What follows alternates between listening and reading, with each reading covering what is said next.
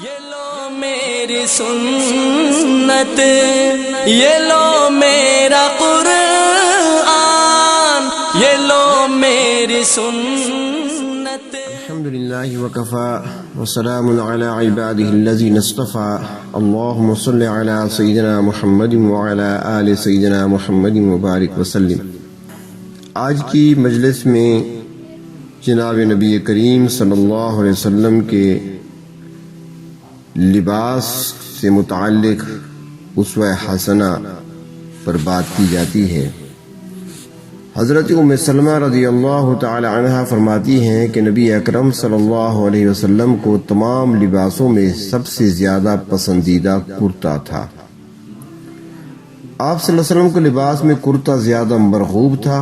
محدث زین الدین عراقی رحمۃ اللہ علیہ نے بیان کیا ہے کہ کرتا پہننا بہتر ہے، اور آپ صلی اللہ علیہ وسلم کے زیادہ پسندیدہ ہونے کی وجہ یہ ہے کہ اس میں ستر پوشی زیادہ ہے، سلائی کی وجہ سے بدن کو گھیرے ہوئے رہتا ہے اور بے ستری کا احتمال نہیں رہتا۔ مولا علی قاری رحمۃ اللہ علیہ نے بھی بیان فرمایا ہے کہ کرتا زیادہ پردے والا ہے، ستر چھپانے والا ہے اور بدن پر ہلکا ہوتا ہے، اور اس کے پہننے میں زیادہ تواضع ہوتی ہے، اور ساتھ ہی اس کے تجمل اور زینت بھی ہو جاتی ہے، خوبصورتی بھی پیدا ہوتی ہے۔ سوتی کرتا آپ صلی اللہ علیہ وسلم نے استعمال فرمایا۔ حضرت عائشہ رضی اللہ تعالی عنہ فرماتی ہیں کہ نبی اکرم صلی اللہ علیہ وسلم دنیا سے تشریف لے گئے اور آپ صلی اللہ علیہ وسلم کے پاس سوتی کرتا تھا۔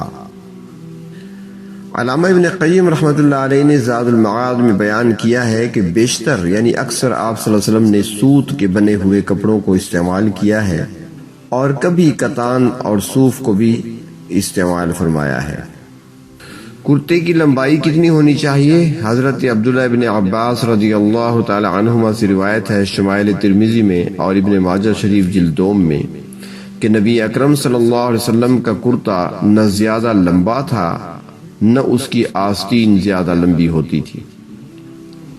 اور حضرت انس رضی اللہ تعالیٰ عنہ کی روایت ہے کہ آپ صلی اللہ علیہ وسلم کی قمیص سوتی تھی جو کم لمبی تھی اور اس کی آستین چھوٹی تھی۔ اور حضرت ابن عباس رضی اللہ تعالیٰ عنہما کی ایک روایت میں ہے کہ آپ صلی اللہ علیہ وسلم نے جو کرتا زیب تن فرمایا وہ ٹخنوں سے اوپر تھا۔ اور علامہ قسطلانی رحمۃ اللہ علیہ بیان فرماتی ہیں کہ آپ صلی اللہ علیہ وسلم کے کرتے کی لمبائی اسی چادر کی نصف ساکھ تک ہوتی تھی، یعنی آدھی پنڈلی تک۔ آستین کہاں تک ہوتی تھی؟ ابو داؤد شریف اور ترمذی شریف میں ہے۔ حضرت اسماء رضی اللہ تعالی عنہ بیان کرتی ہیں کہ آپ صلی اللہ علیہ وسلم کے کرتے کی آستین گٹوں تک ہوتی تھی، اور حضرت ام سلمہ رضی اللہ تعالیٰ عنہ کی روایت ہے کہ آپ صلی اللہ علیہ وسلم کی آستین گٹوں تک، اور اسی طرح کی روایت حضرت عبداللہ ابن عباس رضی اللہ تعالیٰ عنہما سے اور حضرت انس سے بھی مروی ہے۔ کرتے کا گریبان سینے پہ ہی تھا۔ علامہ سیوطی رحمۃ اللہ علیہ نے لکھا ہے کہ آپ صلی اللہ علیہ وسلم کا گریبان سینے پر تھا۔ چنانچہ امام بخاری رحمۃ اللہ علیہ نے صحیح بخاری شریف میں قمیص کا گریبان سینہ پر صرف لکھا ہی نہیں بلکہ باب قائم کیا ہے، جس سے ثابت ہوا کہ گریبان سینہ کی طرف سنت ہے۔ علامہ عبدالحی رحمۃ اللہ علیہ نے لکھا ہے کہ آپ صلی اللہ علیہ وسلم کا گریبان بیچ میں ہوتا تھا، دائیں یا بائیں جانب نہیں ہوتا تھا۔ صحابہ کرام کی اتباع کی کیا بات ہے؟ زید بن اسلم رحمۃ اللہ علیہ نے ذکر کیا ہے کہ میں نے عبداللہ بن عمر رضی اللہ تعالی عنہما کا بٹن کھلا ہوا دیکھا۔ میں نے اس کا سبب پوچھا تو انہوں نے فرمایا کہ میں نے نبی اکرم صلی اللہ علیہ وسلم کو اسی طرح کھلے بٹن کے ساتھ نماز پڑھتے دیکھا ہے۔ حضرت معاویہ بن مرہ رضی اللہ تعالیٰ عنہ نے اپنے والد سے بیان کیا ہے کہ ایک قبیلے کے لوگوں کے ساتھ میں نے بھی بیعت کی تو اس موقع پر آپ صلی اللہ علیہ وسلم کے مبارک کرتے کے بٹن کو کھلا ہوا دیکھا۔ آگے محدث لکھتے ہیں کہ اس روایت کے راوی حضرت عروہ نے کہا کہ میں نے معاویہ جو اس حدیث شریف کے ذکر کرنے والے ہیں ان کو دیکھا کہ ہمیشہ ان کی گھنڈی کھلی رہتی تھی، یعنی بٹن کھلے رہتے تھے، خواہ گرمی ہو یا خواہ سردی ہو۔ یہ محبت اور کمال اتباع کی بات تھی کہ جیسا آپ صلی اللہ علیہ وسلم کو دیکھا اسی حال میں اپنے آپ کو رکھنا پسند کیا اور سردی کی تکلیف کی ازراء محبت پرواہ نہ کی۔ جس طرح کی روایت میں آتا ہے کہ ایک شخص کا گریبان کھلا ہوا تھا، بٹن کھلے ہوئے تھے، تو دوست نے کہا اسے بند کر لو۔ وہ کہنے لگا میں بند کیوں کروں، میں نے جب آخری ملاقات کی تھی اللہ کے رسول صلی اللہ علیہ وسلم سے تو میں نے آپ صلی اللہ علیہ وسلم کو اس حال میں دیکھا تھا کہ آپ کے بٹن سامنے کے کھلے ہوئے تھے، گریبان کھلا ہوا تھا، میں نے اس لیے کھول کے رکھا ہے۔ تو وہ کہنے والا کہنے لگا کہ بھائی وہ ہو سکتا ہے کہ گرمی کا موسم ہو، اب تو سردی ہے، اب تو بند کر دو۔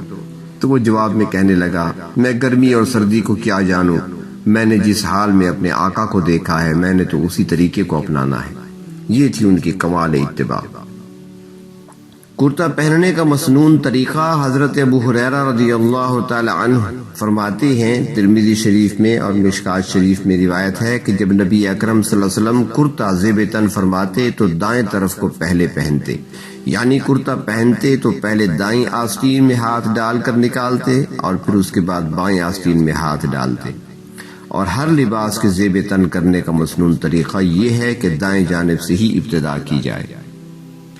آپ صلی اللہ علیہ وسلم نے جبہ بھی استعمال فرمایا ہے، صوف کا یعنی اونی جبہ بھی آپ نے استعمال فرمایا۔ ابن ماجہ شریف جلد 2 میں ہے، حضرت عبادہ بن صامت رضی اللہ تعالیٰ عنہ سے روایت ہے کہ آپ صلی اللہ علیہ وسلم تشریف لائے اور آپ صلی اللہ علیہ وسلم پر صوف کا یعنی اونی جبہ تھا جس کی آستین چھوٹی تھی، آپ صلی اللہ علیہ وسلم نے اسی میں ہمیں نماز پڑھائی۔ حضرت سہل بن سعد رضی اللہ تعالیٰ عنہ کی روایت میں ہے کہ آپ صلی اللہ علیہ وسلم کا ایک اونی جبہ تھا، چنانچہ صوف کا جبہ جسے عرب کے بدو پہنا کرتے تھے آپ صلی اللہ علیہ وسلم زیب تن فرما تھے۔ آپ صلی اللہ علیہ وسلم کو یہ بڑا اچھا معلوم ہوا، ہاتھ پھیر کر فرمانے لگے دیکھو کتنا اچھا ہے۔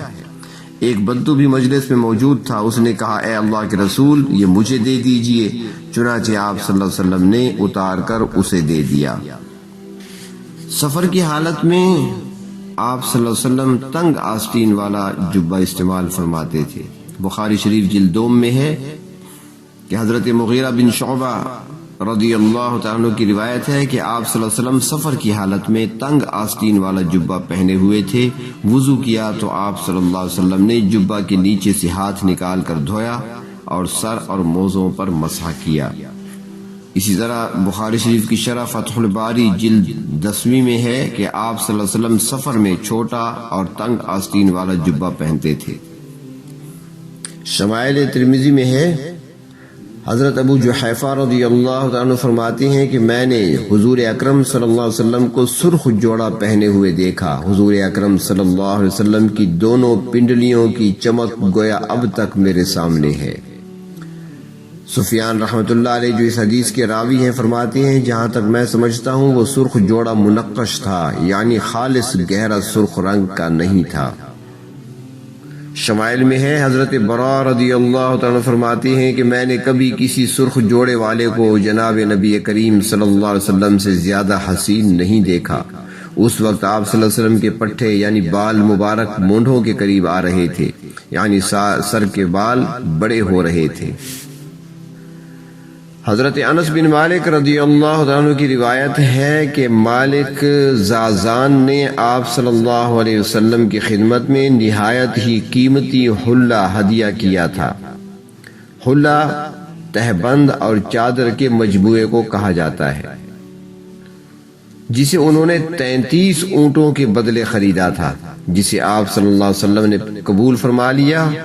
اور یہ قیمتی جوڑا آپ صلی اللہ علیہ وسلم موقع بموقع مثلاً وفود آتے تھے، باہر کے وفد آتے تھے ملنے کے لیے، یا جمعہ یا عیدین کے موقع پر آپ استعمال فرماتے تھے، ورنہ عام طور پہ آپ کا استعمال کا لباس وہ سادہ ہوتا تھا۔ آپ صلی اللہ علیہ وسلم نے صوف کی یعنی اون کی فضیلت بھی بیان فرمائی ہے۔ حضرت عبداللہ بن مسعود رضی اللہ عنہ فرماتے ہیں کہ حضرات انبیاء کرام علیہ السلام صوف یعنی موٹے اون کو پسند کرتے تھے۔ حضرت عبداللہ بن مسعود رضی اللہ تعالیٰ عنہ سے مروی ہے کہ آپ صلی اللہ علیہ وسلم نے ارشاد فرمایا، حضرت موسیٰ علیہ السلام نے جس دن اللہ پاک سے کلام فرمایا تھا اس دن موسیٰ علیہ السلام صوف میں ملبوس تھے، صوف کا لباس پہنے ہوئے تھے۔